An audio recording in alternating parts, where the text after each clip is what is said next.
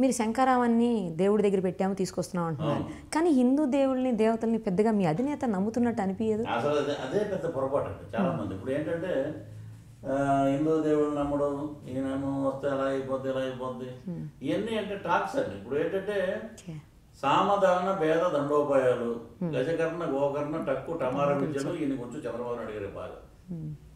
ఏదైనా అంటే చంద్రబాబు నాయుడు గారి విశ్వరూపం మీరు చూస్తే చిన్నపిల్లలు అంకులు అదేంటి నేను ఎలా మాట్లాడాడు ఇప్పుడు ఎలా మాట్లాడాడు, ఈ అంకులు వేరే ఆ అంకులు వేరే, అది అమరావతి అంకులు అయ్యా, ఇది హైదరాబాద్ అంకులు, అదేమో ఢిల్లీ అంకులు, ఇదేమో పాట్నా అంకులు, ఇదేమో కలకత్తా అంకులు అని చెప్పాల్సి వస్తుందండి మేము.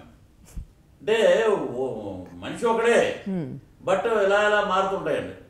ఇప్పుడు ఊసరవెల్లి చూసిందనుకోండి ఊరేసి చచ్చిపోద్ది, ఈయన మారే విధానం చూసి నాకే ఇన్ని కలర్స్ లేవే అని ఊరేసి హ్యాంగ్ అయిపోయి చచ్చిపోద్ది ఊసరవెల్లి. అలాంటి గజకర్ణ గోకర్ణ టక్కు టమార విద్యలు ఉన్నాయి ఆయన దగ్గర. సో ఇప్పుడు మా ఏమనుకున్నా ఏమి చెల్లినా అతను మాట్లాడే మాటలు అలాగే ఉన్నాయి. ఇంకా ఏది అనుకుంటాకి ఏదైనా గట్టిగా మాట్లాడితే మీరు టైం విత్ బీజేపీ. ఇంకోటి నేను చూసాను ఇంతకుముందు వచ్చే ముందు పార్టీని నడపలేక టీఆర్ఎస్తో నడిపిస్తూనే ఉంటాం మేము. ఓకే ఇది ఇప్పుడు చూడండి ఇది కొత్తది. మొత్తం మా ఇంట్లోనే పడిపోయాను. ఆంధ్రప్రదేశ్ రాష్ట్రంలో ఉన్న ఓటర్లు వాళ్ళ ఐడెంటిటీలు వాళ్ళ ఆధార్ కార్డు ఇది దానికి సంబంధించినవి ఇవి అన్నీ దోచుకుని పట్టుకుపోయావు. పట్టుకుపోయి నీ సేవామిత్ర యాప్లో పెట్టుకున్నావు.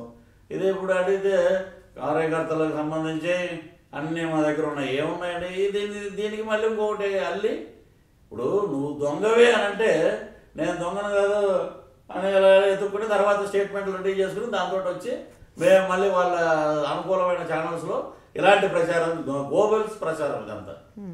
ప్రజలు ఎవరో నమ్మే స్థితిలో లేరండి. ప్రజలు గట్టి తీర్పు ఇవ్వటానికి ఈసారి రెడీగా ఉన్నారు. నేషనల్ కానీ రిపబ్లిక్ కానీ సర్వేలు మేము చూస్తుంటాం అంతే. మేము వీఆర్ నాట్ సర్వే చూసి ఆహా మేము పొంగిపోవండి. కానీ ఇదేదో లేటెస్ట్ సర్వే ఎడ్జ్ టీడీపీకి ఉన్నట్టు ఏదో వచ్చింది. ఎడ్జ్ లేదంటే నైఫ్ లేదు. 30కి లోపు స్థానాల్లో ఉంటున్నాడు రాసుకోండి. 23 పార్లమెంట్ స్థానాలు 135 స్థానాలు టీడీపీ అని ఫస్ట్ ఎవరో రాశారు. అది అవన్నీ తప్పండి. అది జగన్మోహన్ రెడ్డి గారు 135 స్థానాలు మేము ఎప్పటి నుంచో చెప్తున్నాం. 23 పార్లమెంట్ స్థానాలు మీకు ఒక పార్లమెంట్ స్థానం వస్తుందేమో ఒకటి తీసుకోండి ఈసారికి అని అంటారు. చూడండి ఈసారికి 2 పెట్టలే ఉన్నాను, ఒకటి తీసుకోను ఈసారి అబ్బాయికి ఇస్తున్నాం మేము మొత్తం. మరి జనసేనకండి ఏం ఇప్పుడు ఈ రాష్ట్రంలో నేను దాని గురించి మాట్లాడినాను. ఈ రాష్ట్రంలో ఉన్నవి 2 పార్టీలు. ఆ 2 పార్టీల గురించి మనం మాట్లాడము. మళ్ళీ అక్కడ మాట్లాడిన కానించి మళ్ళీ ఆయన వచ్చి ఆయన మమ్మల్ని తిట్టి ఇంకొకళ్ళు జన బాణాలని ఇంకొకళ్ళు ఎందుకంటే ఇప్పుడు పోటీలో ఉన్న పార్టీలు 2, ఒకటి టీడీపీ ఒకటి వైసీపీ. టీడీపీ వైఫల్యాలు టీడీపీ ప్రభుత్వ విధానాలు నచ్చకే పాదయాత్ర సూపర్ సక్సెస్. మీ విధానాలు నచ్చకే మహిళలు మా వైపు ఉన్నారు. మీ విధానాలు నచ్చకే బడుగు బలహీన వర్గాలు ఈ రాష్ట్రంలో ఉన్న కార్మిక సోదరులు మైనారిటీలు మతాలకి కులాలకి అతీతంగా మా దగ్గర ఉన్నారు.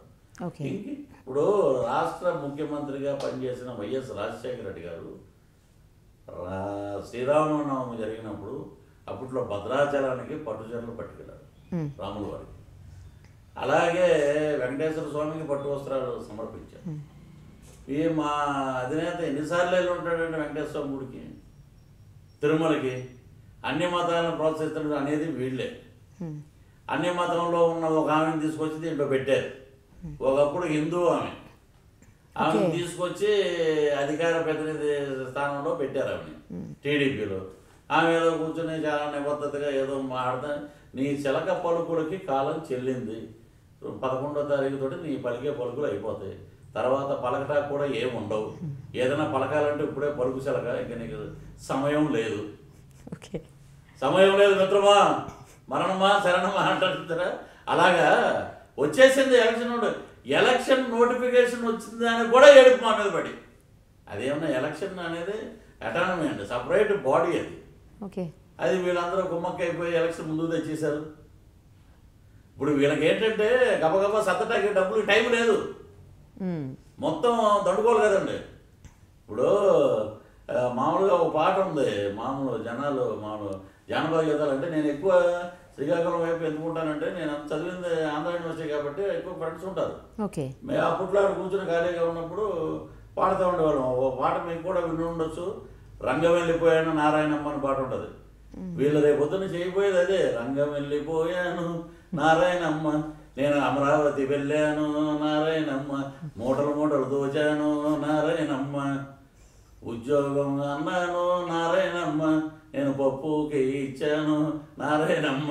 ఇలా కడుగుతున్నారండి జనం బయట మిమ్మల్ని. మీరు పాట బాగా పాడుతున్నారు. జానపదాలండి మేము నేర్చుకున్నది.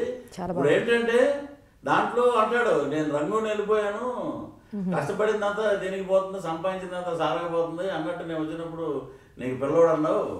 అది ఇది ఎలా అంటే ఇప్పుడు లెటర్ రాయమంటాడు, గౌరవం ఎలా ఆంధ్ర రాష్ట్ర ప్రజలకి.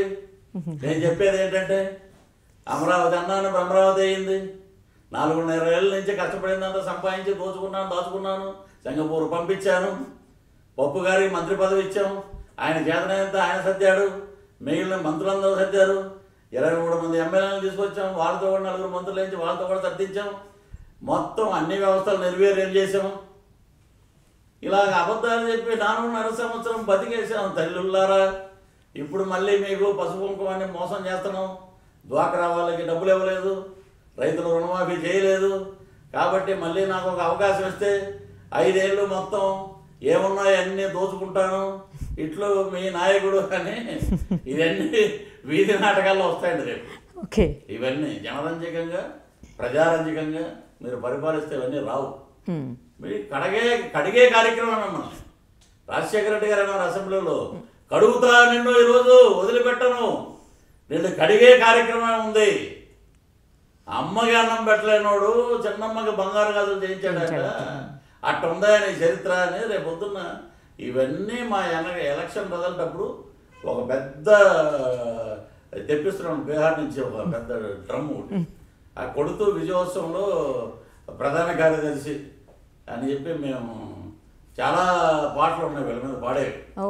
సో ఒక్కొక్క కార్యకర్త ఒక్కొక్క సైనికుడిలాగా సిద్ధాంతాలను తీసుకెళ్ళడానికి ముందు ఎంత హ్యాపీగా ఎంత ఉధృతంగా వస్తున్నారంటే వాళ్ళకి పార్టీ మీద రాజశేఖర రెడ్డి గారి మీద అభిమానం. ఓకే.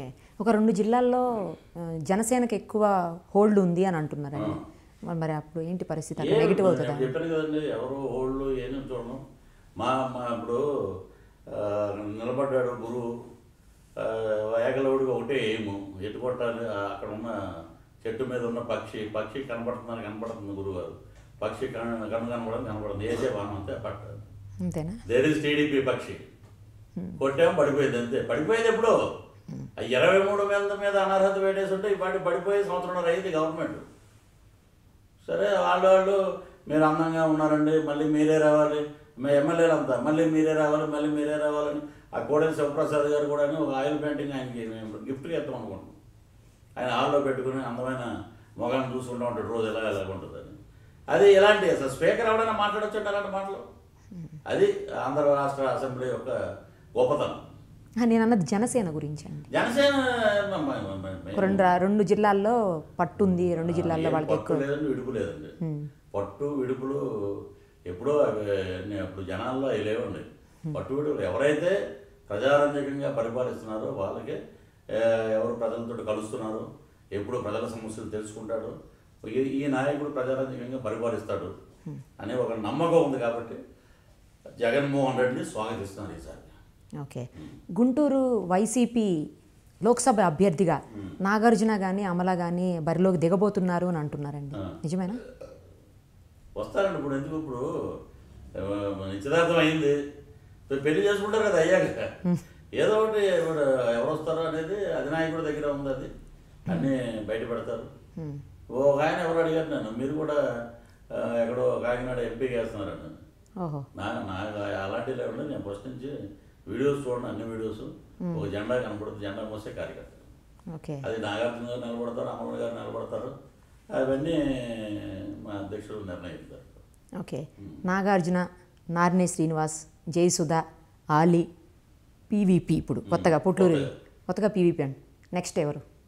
నార్నే శ్రీనివాసరావు గారు వచ్చారు, ఆయన అద్భుతంగా జగన్మోహన్ రెడ్డి గారి సేవలు, జగన్మోహన్ రెడ్డి గారి పనితీరు చూసి నేను దీంట్లో జాయిన్ అయ్యానని ఆయన చెప్పారు. నాగార్జున గారికి రాజశేఖర రెడ్డి గారితో చాలా అనుబంధం ఉంది. పాదయాత్ర ముగింపు సందర్భంగా అభినందనలు తెలపడానికి ఆయన వచ్చారు. మీడియా వాళ్ళు ఈలోపు నాగార్జున గారు పోటీ చేస్తారంట.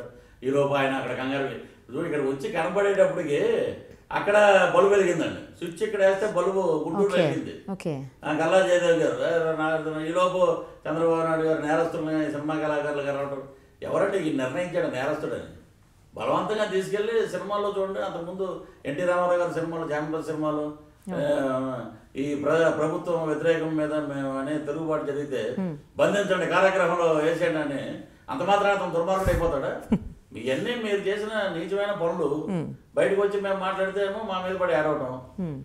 నేరస్తులతోటి దెక్కకూడదు, నేరస్తులతో మాట్లాడకూడదు. మరి మొన్నటి వరకు మీరు